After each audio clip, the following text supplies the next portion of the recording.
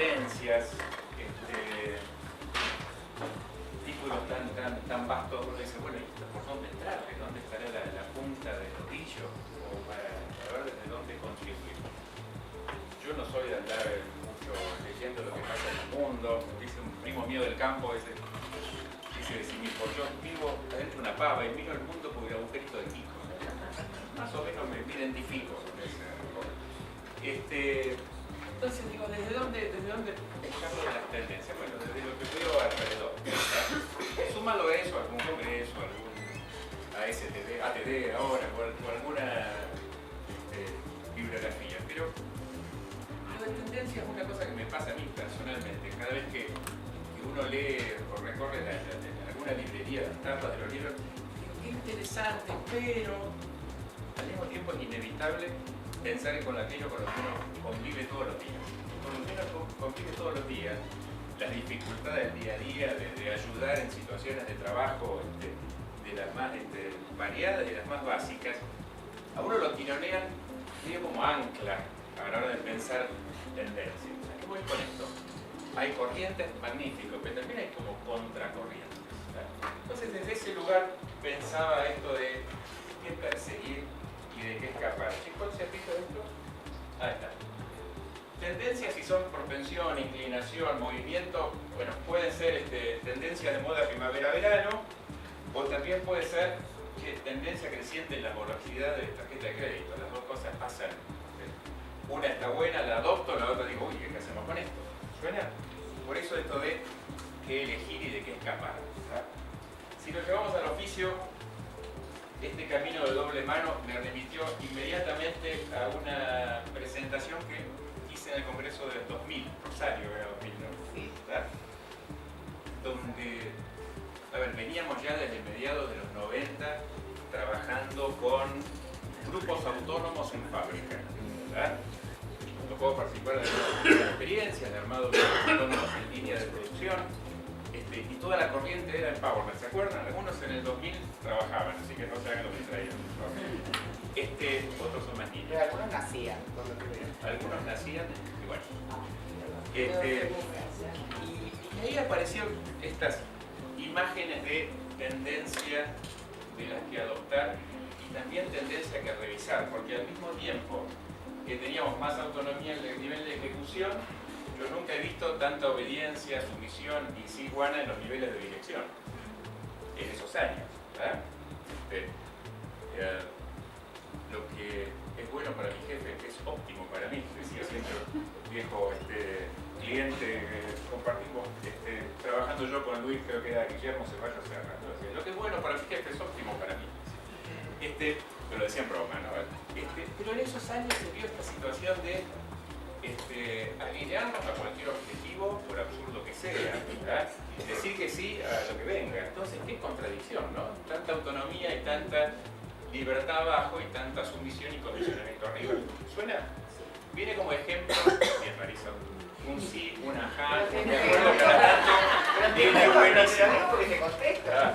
Vale, pero suena de que hablamos en esto de lo que podemos adoptar y lo que deberíamos revisar, o por lo menos tratar de atenuar. Otra típica de esa época era, empezamos a hablar de valores, y valores corporativos, y en la década del 90 justamente, si algo se puso en crisis, son los valores, ¿verdad? En todo sentido. Entonces, qué contrariedad, ¿no? Y la hora de pensarlo en este momento, como tendencias, podemos elegir un montón. Si me quedo con la tendencia más macro, que es cómo vamos pasando de este rol de delivery de cursos a consultores de la performance, ¿verdad? O vamos corriéndonos del lugar de levantadores de pedidos a diagnosticadores de impulsores y barreras que ayudan o no a generar buen desempeño, ¿verdad? Si nos vamos corriendo de este rol de mendigar espacio para ser escuchado a un rol de provocar influencia, ¿verdad? Puedo dar miles de puntas para encontrar o para caracterizar esa tendencia de un rol distinto, de un rol de consultoría interna más que nada. Pero me encontré el año pasado, este año que está corriendo, para mí ya el año pasado, con dos cosas curiosas. Dos compañías que de golpe me nombran algo que habíamos escuchado ya hace un montón, como algo que de alguna forma se postulaba, pero que aparece ahora de modo bien como dramático. Una cosa es que te digan, che, está bueno consumir menos sal, otras que aparezca una resolución que quita los salarios de la mesa. Entonces, claro, bueno, me encontré una compañía que me dice, tenemos que armar el presupuesto según la regla del 70-20-10. ¿Qué quiere decir? Y solo podemos gastar 10% de la guita que gastábamos antes en aula, ¿verdad? ¿Oyeron hablar de la regla del 70-20-10? ¿Sí? Yo cuando la escuché la primera vez, digo, esto descubrieron la fórmula del agua tibia, porque típica de estas presentaciones grandilocuentes que venimos a descubrir cosas que, y sí, es cierto, la gente aprende mucho más laburando y haciendo que de lo que se aprende en el aula, ya lo sabíamos. Ahora, si eso viene como tendencia, no me refiero al 70-20-10, el presupuesto del 70-20-10, opa, ¿qué hacemos? ¿Les está pasando? ¿No? ¿Cómo puede ser que la persona, por lo menos si lo pongo en términos además más ideológicos del panfleto, digo, el más débil en el contrato es el menos dueño de su propio carril de desarrollo? O sea, tenemos mucha gente todavía depositando su futuro profesional, su trayectoria profesional en manos de su jefe de los recursos humanos, suicida. No está bien hacerlo, ¿verdad? Entonces, qué bueno que esta tendencia, ¿qué me implica? Bueno, che, hacete cargo vos, ¿verdad? Porque vos sos el gestor de aprendizaje y desarrollo, ¿verdad? Pero me implica también un rol de co-diseñar espacios, nuevos espacios y entornos de trabajo y de aprendizaje, ¿verdad? Nosotros ya lo venimos sosteniendo, por ejemplo, que se haya instalado como buena práctica sesión de lecciones aprendidas al final de un proyecto es una manera de darle formalidad a un espacio de aprendizaje de trabajo. ¿Suena? Sí, pero tenemos que inventar cosas más, porque no alcanza con eso. Y cuando digo inventar, no es inventar desde el laboratorio, es ir a mirar cómo son las prácticas exitosas de aprendizaje. En definitiva es, che, la gente aprende a pesar de nosotros. Entonces, ¿cómo hace? ¿Verdad? Esto, lo mismo nos sucede como desafío en desarrollo, ¿no? Aparece el tema del, vamos a ser gestores de talentos. ¿Qué quiere decir gestores de talentos? Es parecido a, si yo me dedico al agro, bueno, voy a ser el administrador de todas las plantas de maíz que superaron el 1,30 m. Y me pregunto, ¿cómo es que superaron el 1,30 m? ¿Dónde estaban en relación a las otras? ¿Por qué esta sí y otras no? ¿Verdad? ¿De qué yuyo le creció al lado? ¿Qué tan cerca estaba o no de la banquina? ¿Suena? ¿Verdad? Entonces, de vuelta, dejemos de trabajar con el emergente que ya está, vamos a trabajar con la cocina de los emergentes que todavía no estamos mirando. ¿Verdad? Aparece acá este rol, cuchillábamos recién con Luis, con Marisa, del curador de contenidos. Cosa nueva, como nombre, clamoroso, fantástico, ¿no? Fantástico. ¿Qué es esto del curador de contenidos? ¿Alguien escuchó? ¿Te anima a contarlo? Curador en el arte. Sí. Tipo que le compramos el criterio con el cual elegir qué mirar. Eso es el curador, ¿verdad? El curador de contenidos es parte de la industria que se viene, que ya está, ya existe, grandes compañías, básicamente de Estados Unidos, que firman contratos como si fueran la Sony con los celebrities de la música, firman contratos con speakers, con autores, con profes universitarios, para que toda su producción se vuelque en canales, ¿verdad? Por los cuales después nos van a cobrar una membresía para acceder. Y por Netflix, ¿verdad? Entonces le vendo a la compañía tantas membresías. ¿Acceder a qué? Acceder a mapeo de contenido y acceso a bibliografía de alguna forma preestructurada para que me sirva para lo que necesito. ¿Suena? Sí. Está buenísimo. Está buenísimo. Acá no queremos hablar por teléfono, no podemos hablar por teléfono porque se corta. Está buenísimo en el entorno de matrimonio con tecnología disponible y disponible en todo sentido. ¿Está? Disponible también económicamente. Eso se viene en español también. O sea, ya hay compañías de creadores de contenido en español. ¿Está? Ahora, Y el rol que no desaparece, y es el más complicado, es seguir siendo facilitador de buenas transacciones entre cada laburante y su jefe, y entre cada jefe y su equipo. Que es acá donde se me ocurre pensar la contracorriente. Esta combinación de jefes con dificultad para hablar clarito y laburante con dificultad para focalizarse es focalizarse, digo. En definitiva, pareciera que le estamos, es cómplice, no es víctima de la cosa, pero sí para decir, bueno, y de todo esto, ¿qué hacemos? Brillante esto de, le hago 2 con roja y el resto con transparente. Después lo mataron a la verde y el canito, pero es la nada misma. sí. Este video me lo mostraron algunos en un programa que hacemos en Uruguay con gente de compañías de tecnología, ¿no? Y se sentían todos absolutamente identificados, casi un ejercicio de catarsis colectiva cuando este chico dice, ¿te puedo mostrar algo? Bueno, veámoslo entre todos, ahí salió esto.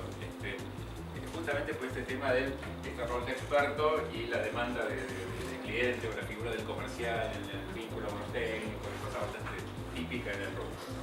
Pero donde el no está permitido. El no está se puede, no permitido. está permitido. ¿Qué te No limita tiene la geometría? sentido, no está Ignorala. permitido. Claro. Cuando mezclamos lo técnico con lo político, o sea, la gestión de prioridades es un acto técnico en términos de análisis de una emergencia, de una resolución técnica, pero la gestión de prioridades es un acto político, en tanto desvisto un salto para vestir otro.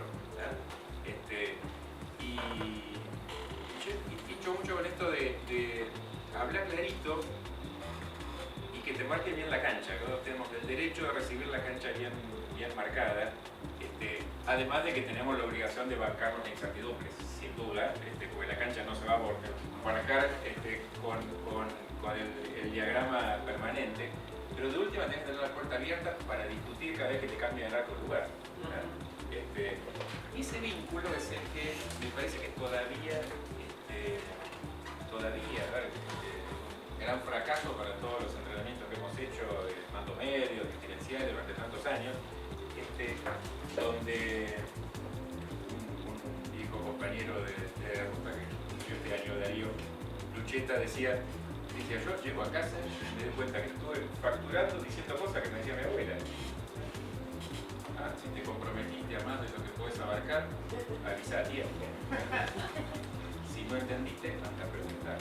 Y son esas cuestiones, Miguel, que todavía terminan siendo, resultan anclas de que tengamos ese contrato claro donde poder focalizarnos a aprender. O sea, me parece que el principal requerimiento de este aprendizaje autoadministrado es poder tomar foco, poder poner foco, poder encontrar un contrato claro con el que moverse. Después, bueno, mirate el traste a ver cómo hacer para encontrarle la vuelta al desafío, sea técnico, sea el tipo que sea. Pero el inicio ya complica o embarra la cancha gratuitamente. A ver, me pasa hace unos días. Director industrial de compañía que laburamos hace mucho tiempo y dice, estoy preocupado por un supervisor de la planta tal. Se llama el director industrial, preocupado por un supervisor, claro, se haga llamado al gerente. Digo, bueno, voy a hablar con fulano, el gerente lo conozco hace muchos años. Y este flaco dice, no, sí, realmente no doy con bola, supervisor. Y bueno, contaba un poco la historia. Y lo pusimos hace un año.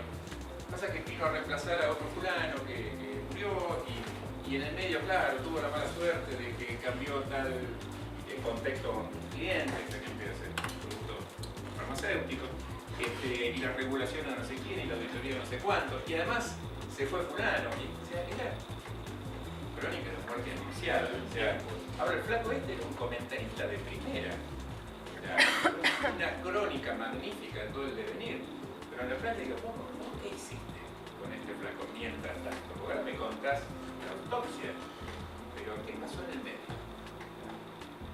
Cuando tuviste que ponerle foco, marcarle la cancha, decirle, mira, a ver, tachar la doble generala y el 1, vamos a sumar el full y el 6, o sea, de alguna forma orientarlo, marcarle una agenda, decirle, mira, empezar tu día en tal lugar, no habrá correo. Primero anda a ver si en la línea arrancó todo, después hacer tal cosa. O sea, había que llevarlo de la mano. ¿Y dónde estaba ese gerente? O sea, en la práctica Cuando estaba contestando correos, haciendo reportes, seguramente, ¿no? Pero tenemos estructuras cada vez más chatitas, como que no haya mucho margen de maniobra, mucho espacio donde amortiguar esta tensión entre el loco que no tiene más remedio que hacer y el tipo que está jugando al póker en la mesa de gerencia, ¿verdad? Y en ese sentido yo creo que redoble de apuesta nuestra en el rol de consultoría. ¿Ya? Si necesitamos generar más laburantes sabedores de cómo aprender y de lo que tienen que aprender, necesitamos revelar el cableado subterráneo de la performance. ¿Ya? Contratos de performance robustos, colaboradores que no somos como adultos, que no se victimicen, porque la tía, flaco, a ver, ¿qué hiciste vos cuando tu jefe no te habló claro? Y no, fui y le pregunté a un compañero, bueno, sos cómplice por falta de agallas, ¿verdad? Y líderes colaboradores que entiendan las causas de performance. Digo causas de performance, tipo que saben explicarte de punta a punta cómo funciona todo lo cual equipo, pero cuando estás en una reunión y este es un supervisor que dice, bueno, entonces ahora vamos a abrir el turno tal y voy a encargarle a fulano y le preguntas, che, ¿y por qué razón este fulano te parece que va a hacer eso que vos querés? Y se queda tecleando, porque no conoce, no habló, no tiene idea, no puede encontrarle drivers, impulsores desde la motivación o las razones al loco para que le haga caso. ¿Verdad? Y desde ese lugar me parece que hay desafíos varios para nosotros. Estamos empezando a desarrollar uno, voy por orden. Salirnos del corset del rol capacitador. Hay un viejito chiste de los barquetineros que decían la gente no compra taladros sino agujeros, ¿no? ¿Se acuerdan? ¿Lo han escuchado alguna vez? ¿Verdad? Bueno, nosotros no nos piden capacitación, nos piden performance, básicamente. ¿Verdad? No nos están comprando saber, nos compran desempeño. ¿Verdad? Entonces vamos a corrernos del lugar donde seguimos administrando saberes, tenemos que administrar desempeños, obvio, ¿verdad? Y tal vez dejarles de actuar el sí a los demás, porque cuando yo monto la escuelita, invito al curso, le estoy actuando al otro la voluntad de aprender.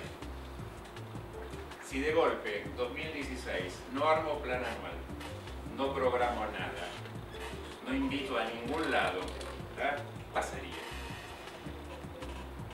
Que no pasa nada. ¿Verdad? Pero prueba, no invito a hacer la prueba, ¿no? Pero, bueno, menos negociante que con sus jefes. Pero, digo, ¿qué pasaría?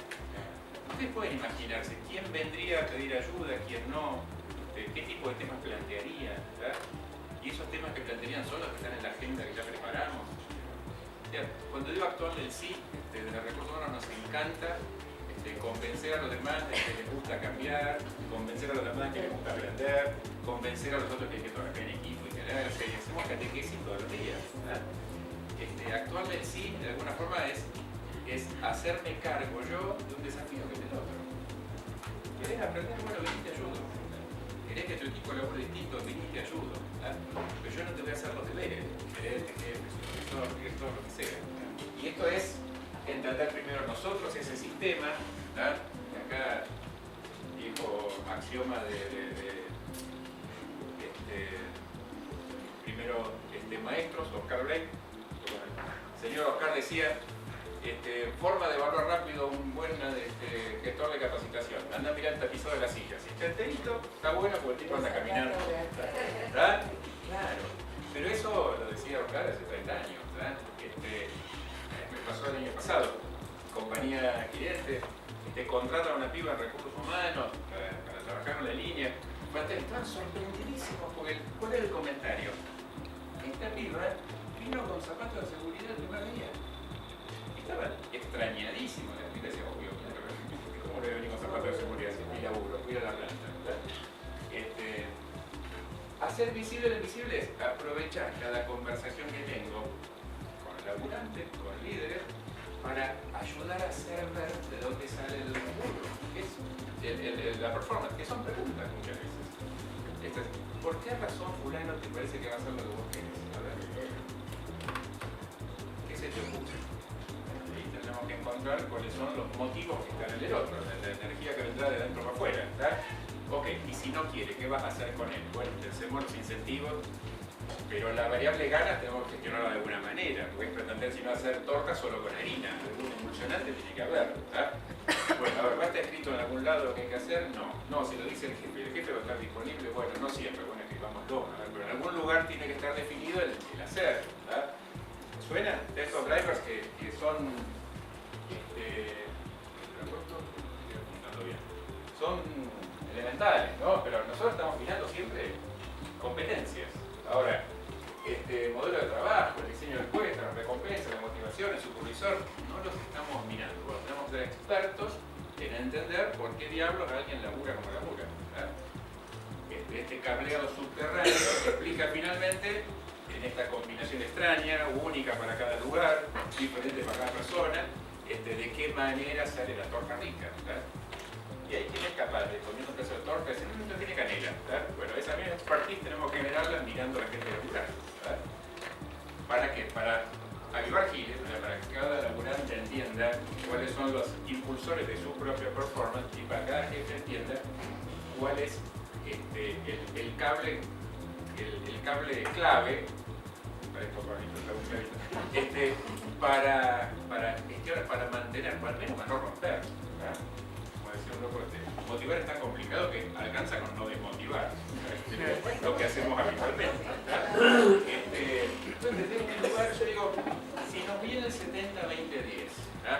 y aparece la restricción del aula, qué bueno, nos empuja de vuelta para la calle, pero especialmente si pensando en el título de prioridades, ¿dónde pondría yo prioridades? Bueno, hagámonos cargo de entender, como nadie, porque no es nuestra expertise, de dónde sale la performance en el lugar donde estamos influyendo. Hagámonos cargo de hacérselo visible al que está gestionando, del lado del operador y del lado del líder, y después vemos. Después vemos qué será. Después vendrá el espacio de contribuir en la variable de aprendizaje. Pero si no salimos del corset, de mirarnos solo desde la contribución del entrenamiento, estamos fritos. Y hay que dejar de mendigar, dejar de llorar. Hay muchos todavía llorones en recursos humanos que no me invitan a las reuniones, que no me entero, que no somos estratégicos. No vale. Ahora, hay que pasar de ahí de libre escopeta y decir, ok, no somos estratégicos, ¿qué vamos a hacer para ser estratégicos? Porque nadie desprecia consejo que le parece que le sirve, ¿no? Pero debe ser que estamos dando consejos que no parece que sirven. Y ahí tenemos que mirarnos al espejo y decir, escucha, mea culpa de mirar el ombligo, de generar herramientas de las que pedimos, nunca devolvemos nada. A ver, rarísima excepción la compañía que, esto lo empezó a Pablo en su época de Boston hace muchísimos años, terminó evaluación de desempeño, bueno, procesamos en gráficas y estadísticas y le dejamos una devolución a cada gerente del promedio de competencia de su equipo. Siempre pedimos, nunca devolvemos nada, nunca mostramos nada. Bueno, debiera, pero eso año, no sé, 1500. Cultivarse, ¿cómo? Antes de Cristo. Cultivar la cercanía, justamente diseñando experiencias de usuario. ¿Qué queremos que le pase al tipo que me llama? ¿Qué quiero que sienta? ¿Qué preguntas le voy a hacer? ¿Qué preguntas no puedo no hacer en una reunión en la que participo?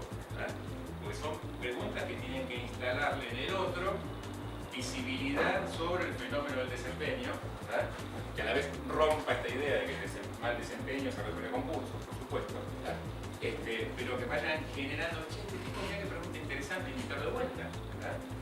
¿Vale? Dejar de mentir eso así, ¿verdad? No es digno. Es indigno estar llorando.